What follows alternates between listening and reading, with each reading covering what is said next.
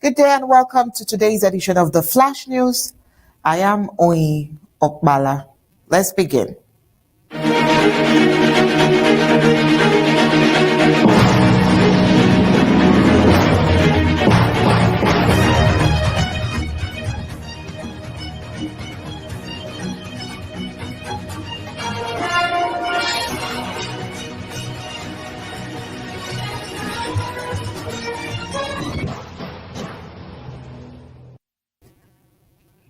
When the chief of a nuclear-armed nation stands on American soil and declares that his country would take half the world down if pushed to the brink, it raises questions the world can't afford to ignore. Is this just bluster or a warning of catastrophic intent? Should the threat of nuclear war still be treated as distant and theoretical? Or has it just arrived at our doorstep? Pakistan Army Chief General Asim Munir explosives remark in Florida are more than a warning to India. They echo far beyond South Asia, forcing the global community to confront an uncomfortable truth. How secure is our world when nuclear rhetoric becomes casual, and when such threats are uttered not in a war zone but in a quiet American city? As the lines between deterrence and destabilization blurs, one must ask, what happens if someone decides to follow through? Well, we'll ponder on these and more right after the break.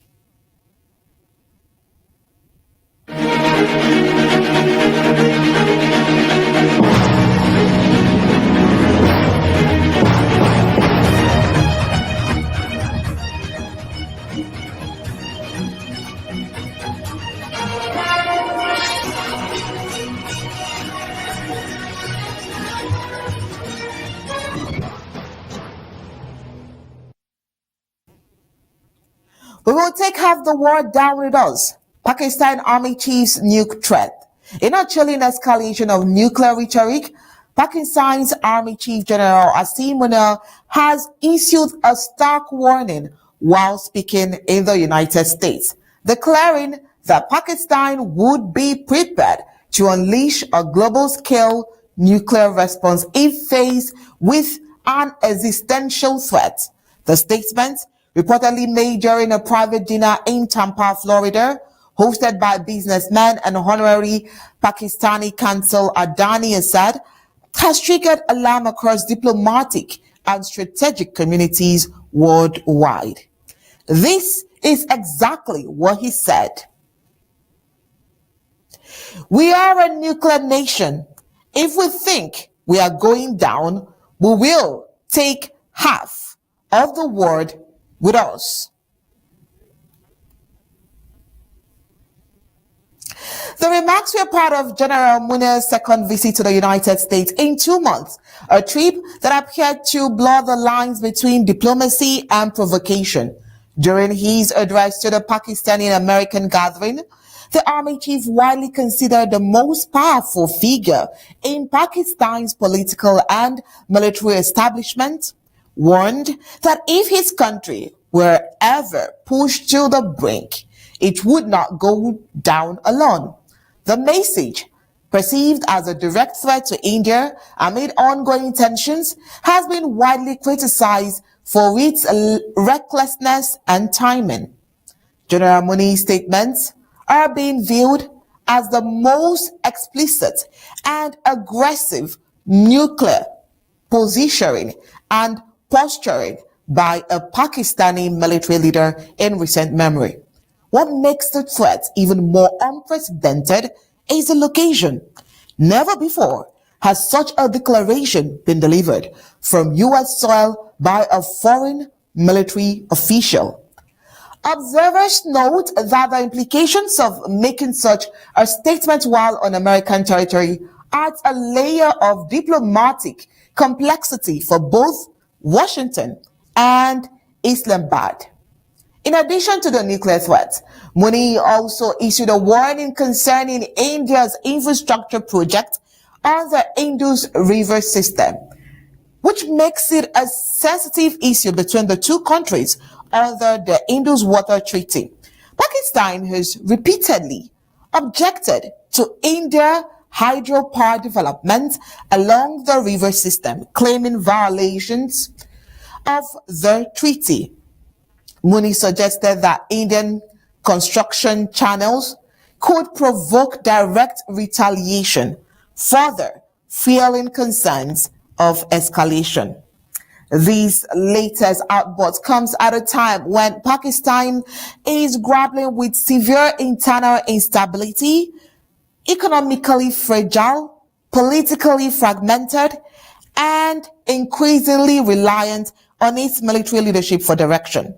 As Mooney's increasing visibility on the international stage has been interpreted by some analysts as a sign of Pakistan's shifting strategy to rely more heavily on military diplomacy amid a leadership vacuum on the civilian side.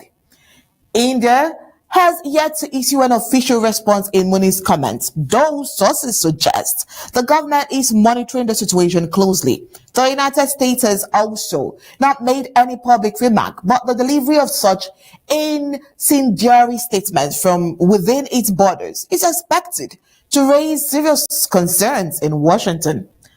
General Mooney's remarks underscores the fragile and volatile nature of South Asia's security architecture as rhetoric sharpens and red lines blur. The risk of miscalculation between nuclear-armed neighbors grows ever more dangerous. The international community, long weary of tensions between India and Pakistan, now faces renewed urgency to engage both sides in meaningful dialogue before words turn into actions with irreversible consequences. Now, moving ahead to the Palestinian statehood. In a historic geopolitical shift, France, Canada, and Australia have officially announced their intention to recognize Palestine as a sovereign state during the upcoming UN General Assembly in September. Their announcements are the latest in a growing wave of support for Palestinian statehood that now includes nearly 150 of the 193 United Nations member states, a powerful majority that signals a turning point in decades of diplomatic deadlocks over the Israeli-Palestinian conflict. Palestinian statehood, long supported by much of Asia, Africa, and South America, has been renewed global momentum in the wake of the ongoing Israel-Gaza war. Since 2024, a surge of nations, including Ireland, Norway, Spain, Slovenia, and several Caribbean countries, have extended recognition to the state of Palestine, citing humanitarian concerns and the need for a viable two-state solution. With France, Canada, and Australia now joining the fold, Palestine is poised to be recognized by over 148 UN member states, placing it amongst the most widely recognized non-UN member states in modern history. Speaking in Ottawa, Canadian Foreign Minister Melanie Joly said, "Recognition is not a reward, nor is it a political maneuver. It is an acknowledgement of the Palestinian people's right to self-determination and a necessary step towards peace." Well, she said so many other things trying to balance her speech. Let's get her. Must disarm, and that Hamas must play no role in the future governance of Palestine. Canada will always steadfastly support Israel's existence as an independent state in the Middle East, living in peace and security. Any path to lasting peace for Israel also requires a viable and stable Palestinian state, and one that recognizes Israel's inalienable right to security and peace.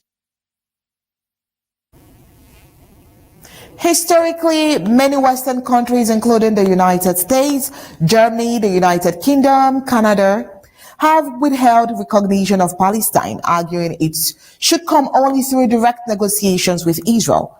That stance has been increasingly challenged since the escalation of violence in Gaza and the mounting humanitarian crisis there. The UK and Portugal, among others, have indicated that recognition may follow soon, conditioned on the establishment of democratic Palestinian governance and security guarantees for Israel. France, in particular, has stated that recognition is part of a broader push to rebalance the diplomatic equation and revive the long-stalled peace process. Unsurprisingly, the Israeli government has strongly opposed these recognition. Israeli Prime Minister Benjamin Netanyahu condemned the move, calling it a dangerous validation of terrorism and warning that it would only embolden Hamas and further destabilize the country. Israel maintains that any recognition of Palestinian statehood must come through bilateral negotiations, not unilateral international decision, and argues that the current political situation in Gaza, where Hamas maintains a stronghold, disqualifies the territory from statehood under international law.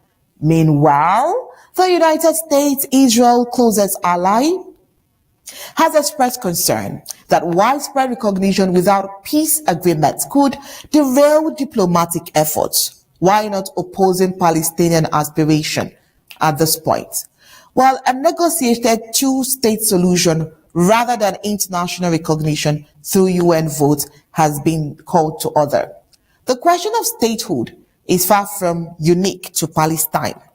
Other territories such as the Abkhazia, Northern Cyprus, and Western Sahara also claim independence but lacks widespread recognition. Abkhazia, for example, a breakaway country of Georgia, is recognized by only a handful of countries, including Russia, Venezuela, and Syria. The limited recognition is due to concerns over the legitimacy of its secession, lack of international consensus, and Russian military involvement. Another typical example is, of course, the southern Cameroon's Amazonia, a break away from La République du Cameroon, has little or limited recognition due to international consensus as well. Similarly, entities born out of active conflict or separative movements such as the Hamas-controlled Gaza Strip, the Nagorno-Karabakh, or the South Ossetia are generally not recognized because, according to reports, 1, they lack clear, stable governance across a defined territory. Secondly, their claims arise from war or non-consensual secession. Their status often involves active disputes with internationally recognized sovereign states. In contrast, Palestine, despite internal politics divisions and lack of full territorial control, is seen by much of the world as having the essential attributes of statehood: a defined population, a government, and a right to self-determination supported by international legal precedents. Would pause here and ask, the Amazonians, they have a government, they have a people, but then what is stopping the recognition that they deserve? Still talking about recognition. Recognition of Palestinian statehood remains one of the most contentious diplomatic issues of the 21st century. While the tide is clearly turning in Palestinians' favor, the road ahead is far from certain. Without Israeli cooperation and with Hamas still considered a terrorist organization by many countries, actual statehood with functioning institutions, borders, and peace, oh well, it remains elusive. Nevertheless, the momentum is unmistakable, with nearly 150 nations standing behind Palestine and major Western powers now re-evaluating long-held positions. The political map of the Middle East and the diplomatic order surrounding it may soon look very different. Away from that, let's get into Rwanda. Rwanda has firmly rejected recent accusations by the United Nations that its military forces were involved in the killing of several hundred civilians in the conflict-ridden eastern region of the Democratic Republic of Congo. In a statement released on Monday by its Ministry of Foreign Affairs, Kigali dismissed the claims as false and unacceptable, asserting that the allegations were made without credible evidence and could undermine peace efforts in Rwanda. The accusations stem from a report issued by the Office of the High Commissioner for Human Rights, which cited eyewitnesses' testimonies and first-hand accounts. Now let's get a video of what the spokesperson of the OHCHR, Jeremy Lawrence, had to say. 19 children were local farmers camping in their fields during the planting season. We also condemn attacks against civilians by other armed actors. We have documented multiple such attacks in the North Kivu, South Kivu and the Ituri provinces in July, including by the ADF and Codeco armed groups. All attacks against civilians must stop immediately, and all those responsible must be held to account. UN High Commissioner for Human Rights Volker Turk renews his call on all parties to the conflicts in eastern DRC to protect civilians from harm and to uphold all their obligations under international humanitarian law and international human rights law. He also urges all parties to the recently signed Declaration of Principles to commit to the peace process in good faith and to act decisively to end the cycles of recurring violence. Well, according to the UN agency, fighters from the M23 rebel group carried out a brutal series of attacks between July 9th and July 21st in 4 villages in the Rutshuru territory of North Kivu province. Well, that report states that at least 319 civilians were reportedly killed, many of them on local farms, in what the OHCHR described as deliberate targeted killings. Importantly, the OHCHR alleged that these killings were not carried out by the M23 rebels alone, but with direct assistance from the Rwandan military. The agency did not release detailed evidence publicly, but maintained that its findings were based on rigorous documentation and witness reports. Rwanda, however, has pushed back strongly against these claims. In its official response, the Rwandan government accused the UN rights body of issuing baseless accusations that threaten to destabilize ongoing peace initiatives. Kigali insists it has not deployed troops in support of the M23 and has denied repeatedly any military collaboration with the rebel group. This report is not only inaccurate, but also a dangerous attempt to derail the fragile process being made towards peace in eastern Congo. The Rwandan statement read, emphasizing that Rwanda remains committed to its region's stability. The latest flare-up in tensions comes despite diplomatic efforts aimed at de-escalating violence in the region. In July, following weeks of negotiation hosted in Doha, the capital of Qatar, the Congolese government and the M23 rebels signed a declaration of principles. The agreement included a commitment to a permanent ceasefire and cooperation in resolving the conflict politically. Nevertheless, fighting has continued on the ground in parts of eastern Congo, casting doubt on the effectiveness and enforcement of the ceasefire. Civilians remain caught in the crossfire, as usual, with displacements, human rights violations, and loss of lives continuing to mount. This is not the first time the UN has accused Rwanda of interfering in DRC's conflict. Previously, UN reports have pointed to evidence suggesting that Kigali has provided military support, including troops, weapons, and logistics to the M23 rebels, whose insurgency has destabilized the country for over a decade. Rwanda has consistently denied these charges, instead accusing the DRC and international actors of politicizing the war or crisis. The M23, on the 23rd of March, in a movement